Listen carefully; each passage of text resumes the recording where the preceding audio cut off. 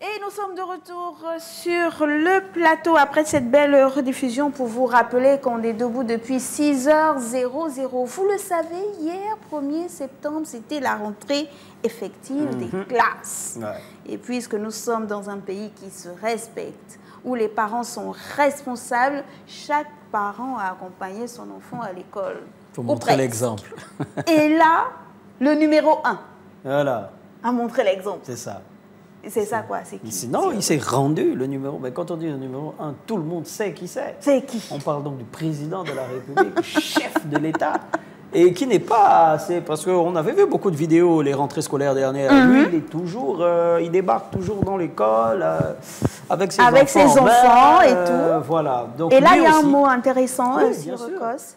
Il s'est rendu donc à l'école. Les Gabonais qui ont des enfants dans l'établissement ont pu le voir. Mais il a tenu à s'exprimer quand même. Avant d'être le président de la République, je le faisais déjà et on l'avait vu. Je suis un chef de famille. L'accompagnement parental dans la scolarité des enfants est essentiel pour leur réussite. Quelles que soient nos occupations, nous devons être présents. L'école est la clé de la réussite personnelle et du développement du pays. Je félicite les enseignants pour leurs efforts et pour le rôle crucial qu'ils jouent dans la transmission du savoir. J'exhorte les élèves à travailler dur, à être curieux et à bien assimiler leurs leçons, car leur avenir en dépend. Bonne rentrée à tous les élèves et enseignants du Gabon et bien sûr du monde. Ce sont là les mots de Brice Clotaire Oligui Nguema, président de la République gabonaise, un bon papa qui s'est rendu ça fait plaisir. à l'école, déposer ses enfants. Bah oui, bien sûr. Ah, les enfants, vous avez lu et entendu le chef de l'État. Bon, on suppose que là, vous êtes à l'école. Voilà. Hein, donc, vous ne nous entendez peut-être pas. Ont lu. Mais les parents ont lu. Et vous avez entendu. À qui de droit? L'école est la clé de la réussite. Le chef de l'État l'a dit. Et bien entendu, les mesures seront réunies pour que cela soit effectif. Et donc, maintenant, sur le plateau, l'heure est à notre invité plateau. Il s'agit d'une dame. Un visage que certains reconnaîtront. Peut-être que beaucoup de parents d'élèves aussi. Pourquoi? Un visage qui m'a vu jeune. Hein. Un visage quoi? Qui m'a vu très jeune. Elle rit, elle sait, la dame sait. Et quand je dirais encore... J'ai envie de... Non, c'est bon. Et donc, elle est docteur Marina Matsanga Ndiengi. Vous êtes secrétaire générale du bureau provincial estuaire de la Fédération nationale des parents d'élèves et d'étudiants du Gabon. Oui, on les reçoit encore. Hier, c'était le président. Aujourd'hui, c'est la secrétaire générale. Bienvenue, madame. Merci. C'est un plaisir de vous recevoir. Un plaisir partagé, d'autant plus que c'est une première pour moi sur votre plateau. Ah, ça nous fait plaisir. On se voit beaucoup à l'extérieur, mais c'est la première fois sur le plateau. Voilà. Alors, madame la secrétaire générale, voici la thématique que nous avons arrêtée aujourd'hui. Les capacités d'accueil dans les établissements scolaires à l'épreuve de la demande. Déjà, cette rentrée, comment est-ce que vous, j'ai posé la question à votre président hier, ben c'est très bien, pas le président de la République, le président de la Fédération. Donc, je vous repose la même question pour voir si on va diverger un peu en termes d'argumentaire. Donc, votre ressenti, cette rentrée effective, comment elle s'annonce? Elle s'annonce bien. Déjà, il faudrait dire que on ne va pas parler de divergence. Il ne peut pas avoir des divergences entre collaborateurs, si je peux le dire comme ça, sur des questions que nous avons l'habitude de traiter. Mais la rentrée s'annonce bien et nous restons à l'écoute de nos bases, donc des différents parents d'élèves. Pour ma part, je suis également dans certains groupes d'associations de parents d'élèves d'établissements. Et à ce titre, nous recevons beaucoup de questions, beaucoup d'interrogations sur la rentrée, notamment celles liées aux capacités d'accueil des élèves dans les établissements public de notre pays. Surtout public? Pourquoi vous mentionnez public? Cette problématique est vraiment ressentie dans le secteur public? Parce que c'est le plus important. Non pas que le privé ne le soit pas, mais nous travaillons plus avec les parents d'élèves d'établissements publics. Et donc? Et donc, il faudrait dire que l'école, pour le rappeler, est l'endroit où se déroule l'éducation formelle des enfants, des apprenants, des élèves. Et à ce titre, elle obéit à un certain nombre de normes. Et parmi ces normes, il y a celles liées aux capacités d'accueil des apprenants. Et tout de suite, on a envie de nous intéresser à la question des effectifs pléthoriques qui suscite pas mal de questionnements et du côté des parents d'élèves que nous représentons, mais également des apprenants eux-mêmes et même des enseignants et responsables d'établissements. Et c'est à ce titre que je suis là sur le plateau. Alors, ces normes sont lesquelles? Nous avons déjà le fait que les organismes internationaux émanant notamment de l'ONU nous disent qu'une salle de classe normale devrait contenir en moyenne entre 15 et 30 élèves. Donc pas plus de 30. Pas normalement, d'après les Nations Unies. Oui, ça c'est la moyenne. Maintenant, dans les pays comme les nôtres, on accepte jusqu'à 50 élèves par salle de classe. Alors, dépasser ces chiffres-là, ces nombres-là, ça devient un peu problématique, préoccupant. Quels sont les risques qu'on court, justement, lorsqu'on dépasse ces nombres-là voilà. dans une salle de classe? Nous devons nous imaginer en situation. L'impact. Vous voyez que l'impact n'est pas forcément positif. Parce que vous avez une salle de classe où il y a plusieurs élèves. Nous avons vu parfois, nous avons le tableau là, et le tableau arrive jusqu'ici. Nous avons déjà cette incapacité pour un enseignant de bien se mouvoir dans la salle. La même incapacité pour les apprenants, ils n'arrivent pas à se mouvoir alors que nous avons des activités éducatives qui, normalement, devraient se dérouler dans un cadre où l'on devrait, en tant qu'enseignant, par exemple, circuler dans la salle. Lorsque nous mettons, par exemple, en place une sorte de compagnonnage cognitif, si on peut l'appeler comme ça, on veut suivre nos élèves de près. Et là, il est difficile pour l'enseignant de le faire. La classe est saturée. La classe est saturée. Et lorsque c'est comme ça, l'enseignant ne pouvant pas se déplacer dans les différentes rangées, qu'est-ce que ça produit? On a des élèves qui ne sont pas concentrés, qui ne suivent pas forcément ce qui se fait. Ça favorise l'absentéisme, par exemple. Et un élève qui s'absente, Dieu seul sait ce qu'il fait en dehors de la salle de classe. Alors, donc, ça va mettre en exergue un certain nombre de problèmes, notamment le problème lié à l'insécurité en milieu scolaire. Ces élèves-là qu'on ne pourra pas, j'ai envie de dire, suivre de près ou canaliser, ça va poser un problème. Et aussi, du point de vue, par exemple, des enseignants, il va être difficile non seulement de bien dispenser les cours, mais également de bien évaluer l'ensemble des élèves. Vous imaginez, par exemple, si un enseignant a plus de 50-60 élèves pour une salle de classe, entendu qu'il en a souvent plusieurs salles dans un établissement, c'est difficile de faire plus d'une évaluation. Et, par exemple, évaluer un élève sur la base d'un seul devoir ou d'une interrogation. On a même du mal à se concentrer sur un seul parce qu'on est tenu par... Ça va être difficile. Mais concernant cette question d'effectifs pléthoriques, il y a par exemple Cédric Ezan, parce que cette matinale est également, et surtout celle des téléspectateurs, donc ils peuvent poser des questions. Cédric Ezan dit, est-ce que ce n'est pas pendant les vacances qu'on devrait parler, que l'association, votre fédération, devrait aborder ce type de problématique? Parce que, moi aussi je me pose la question, là maintenant, est-ce qu'il y a des solutions à trouver?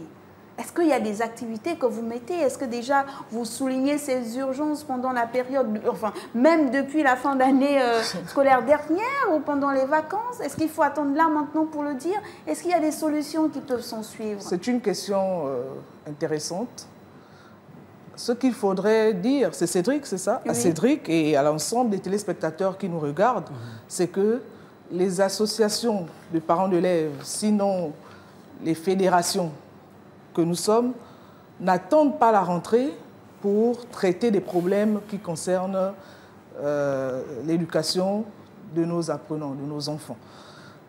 On travaille tout au long de l'année.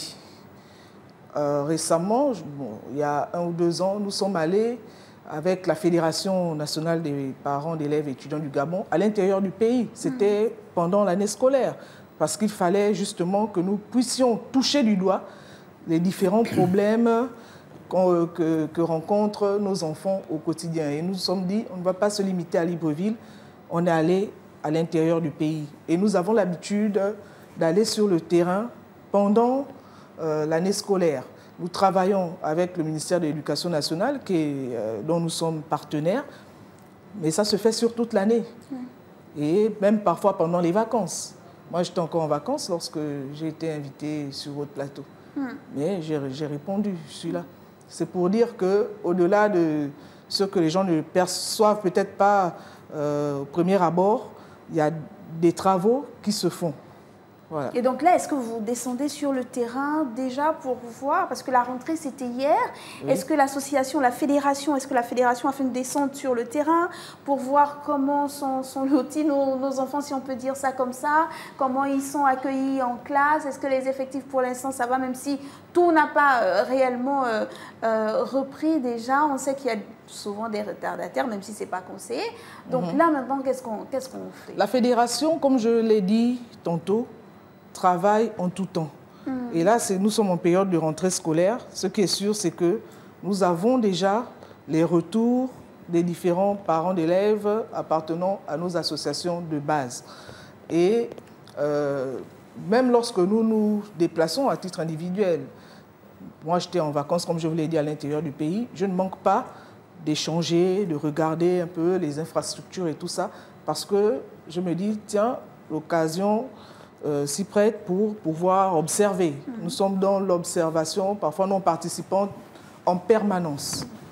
Voilà, pour tenter de trouver des solutions, parce que nous ne pouvons pas souvent traiter des problèmes que nous ne connaissons pas. Non, nous sommes souvent sur le terrain. Docteur, on va donner un coup de pied dans la fourmilière directement. Et c'est pas moins de 811 établissements scolaires publics au Gabon.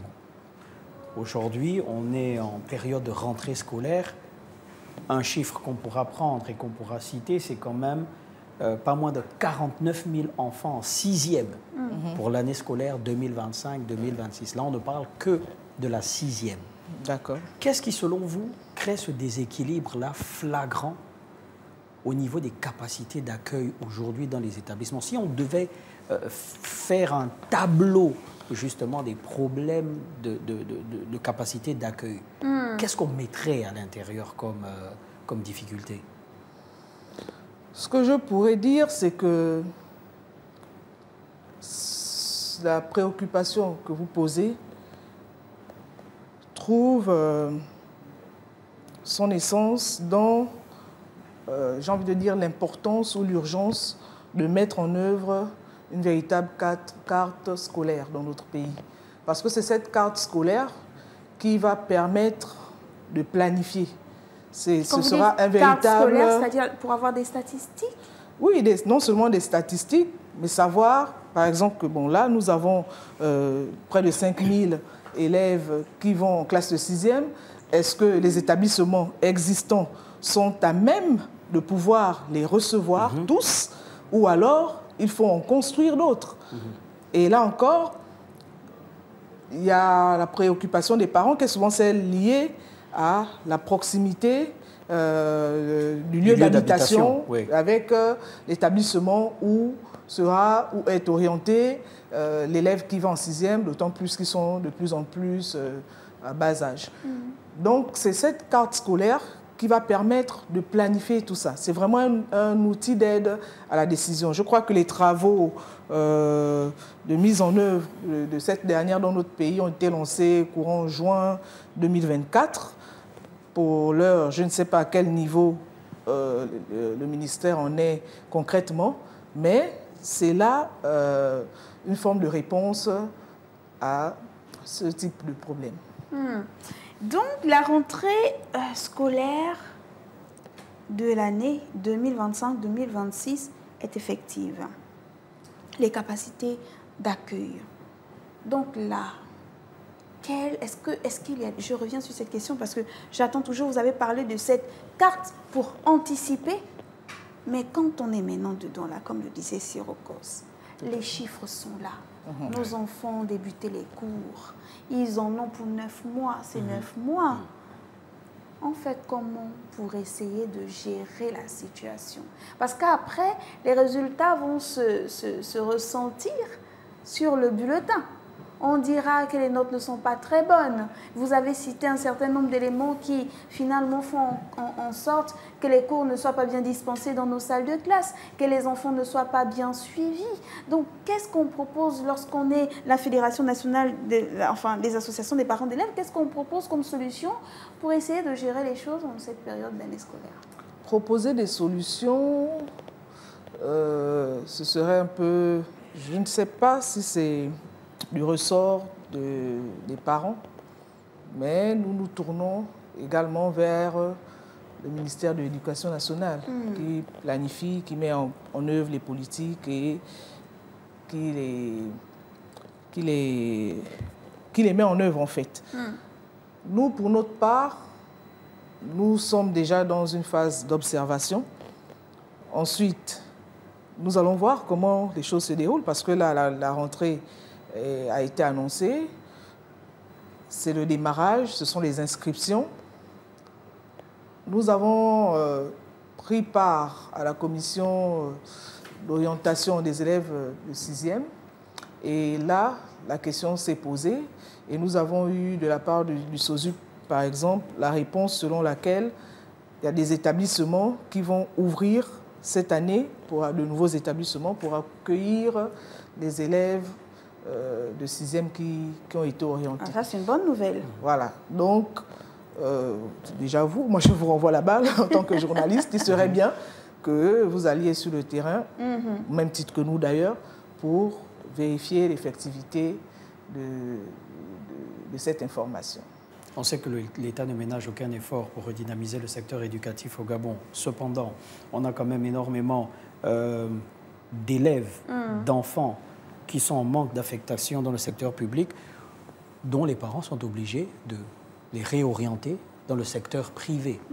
Aujourd'hui, quelle serait vraiment, là on parle vraiment en termes de solutions, pour concrètement, on sait qu'il y a un problème d'infrastructure qui est en train d'être réglé par l'État via la construction et la modernisation de plusieurs établissements aussi, mais si on doit redynamiser là, ce secteur public pour que ce système éducatif il soit efficient et efficace, qu'est-ce qu'il faudrait faire, vous qui êtes membre justement de la FENAPEG, selon vous Selon nous, ce qu'on pourrait proposer, c'est que l'État tisse des partenariats avec des établissements privés sérieux afin de pouvoir faire scolariser ces enfants-là qui n'auront pas eu de place dans le système éducatif public. Est-ce qu'on ne se retrouvera pas avec les mêmes réalités, une pléthore d'élèves dans le secteur privé quand même, au point que ça nous dépasse, ça finisse par nous dépasser finalement. Parce que si on enlève... Il parle en tant que parent, c'est ça. Si je me retrouve moi avec ma fille dans une classe de 60 élèves dans un établissement privé, c'est un peu compliqué. C'est là aussi l'occasion d'attirer l'attention non seulement de l'État, mais aussi des responsables d'établissements privés. Parce que y en a qui pourraient prioriser le fait que voilà, on a des élèves en plus, c'est une rémunération en plus, alors que ces établissements-là devraient également obéir aux normes dont nous venons de parler tout à l'heure. Et c'est possible. On s'achemine peu à peu vers la fin de notre entretien. À l'intérieur du pays, comment ça se passe, le fonctionnement des associations de parents d'élèves? Là, on est dans l'estuaire, on est à Libreville. Est-ce qu'il y a un regard avec les cellules qui sont à l'intérieur du pays, les problématiques? Comment ça se passe tout le long de l'année? J'ai toujours eu envie de savoir. Tout à fait. Pour ce qui est de la FENAPEG, nous avons nos représentations dans toutes les provinces de l'intérieur du pays. Et lorsque nous avons même ce type de débat, si on peut les appeler ainsi, nous recourons toujours à nos bases pour que nous puissions avoir une remontée d'informations. Parce que nous ne pouvons pas venir sur un plateau et parler juste comme ça, non? Ou alors nous focaliser juste sur ce qui se passe au niveau de Libreville ou de l'estuaire, non? Nous avons donc des bases à l'intérieur du pays avec des présidents et tous les bureaux exécutifs. Et lorsque nous avons les grands travaux, nous n'hésitons pas à les faire venir sur Libreville ou à dépêcher des délégations vers l'intérieur du pays. C'est comme ça que nous fonctionnons. Docteur, j'ai une petite dernière question. Parce que là, comme on parle de la rentrée... Petite dernière question. Oui, non, on ne peut pas vous laisser partir comme ça. Parce que quand on était petit, quand nos parents faisaient des débats sur ça, nous, on s'amusait, on se disait que c'était facile. Oui. Non. Maintenant, ça nous concerne. Maintenant, ça nous concerne. Est-ce que finalement, il n'y a pas... On va vous poser, on est sur la matinale, hein, on pose aussi un peu les questions comme on les pose au quartier. Alors, est-ce qu'il n'y a pas un moyen de faire un certain ratio? Si on se dit qu'il y a un afflux important de nouveaux élèves, s'il y en a qui rentrent, de facto, il y en a qui sortent, quelque part, dans un système. Donc, on a de nouveaux entrants, mais on a des gens qui sortent de ce système scolaire aussi. Est-ce qu'il n'y a pas moyen, sinon la compétence reviendrait à qui, d'essayer de faire un ratio entre, bon, écoutez, on a tant d'étudiants ou d'élèves, hein, c'est selon enfants qui rentrent, combien on en a qui sortent du système? Est-ce que c'est, là je le dis peut-être de façon utopique, est-ce que ça ne créerait pas de place? Est-ce qu'il n'y a pas plus d'entrants que de sortants? Il y a plus d'entrants que de sortants, visiblement. Est-ce qu'on ne peut pas diriger le curseur vers cette analyse-là aussi, qui serait peut-être... Du ministère, d'accord. Que nous devons obtenir du ministère pour faire effectivement ce ratio. Et puis après, se dire, lorsque vous dites il y en a qui sortent, ça dépend. Sortir comment? Est-ce que ce sont des élèves qui obtiennent le baccalauréat et qui vont à l'université ou ce sont ceux qui décrochent carrément du système scolaire? Donc là encore, il faut... C'est au ministère. Au ministère de... Ce serait bien qu'on reçoive sur le plateau... Madame et messieurs de la production, un responsable du ministère de l'Éducation nationale pour répondre à ces nombreuses questions qui restent en suspens. En attendant, merci beaucoup à vous, docteur Marina Matsanga Ndingi. Vous êtes secrétaire générale du bureau provincial estuaire de la Fédération nationale des parents d'élèves et étudiants du Gabon, FENAPEG. Merci d'être passé sur notre plateau. C'est moi qui vous remercie. Revenez nous voir très vite. Hein. En tant que parents d'élèves, on a plein de questions. On va continuer hors antenne. Nous restons disposés. Merci. Merci, docteur. Mais vraiment. C'est-à-dire que même